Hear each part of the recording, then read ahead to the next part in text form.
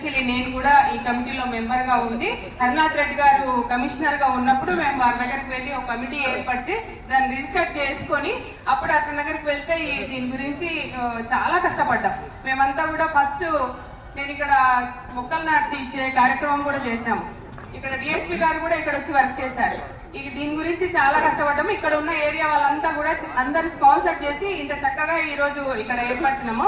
అయితే నేను భారత్ గారిని అడగడం ఏంటంటే ఎస్పెషల్లీ మాకు మహిళలకి ఇప్పుడు మరీ గోల్డ్ రేట్ ఎక్కువైపోతా ఉంది.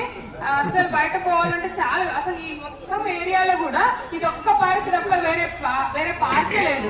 కాబట్టి మీరు ఇక్కడ సీసీ కెమెరాలు ఏర్పరుస్తారా, లేకుంటే ఉమెన్స్ కి సపరేట్ ఏదైనా కొంచెం యోగా చేసుకోవడానికి ఏదైనా వేరే ప్లేస్ ఉంటే ఇవ్వగలరు? దీని గురించి మేము చాలా కష్టపడ్డాం. ఇంతమందికి ఎంతమంది ఎమ్మెల్యేలకు అడిగినాం, కానీ ఈసారి మీరు ఖచ్చితంగా చేస్తారన్న నమ్మకం మాకుంది. మీరు చేస్తారు, చేసి చూపించాలనేది మిమ్మల్ని ఆశిస్తున్నా.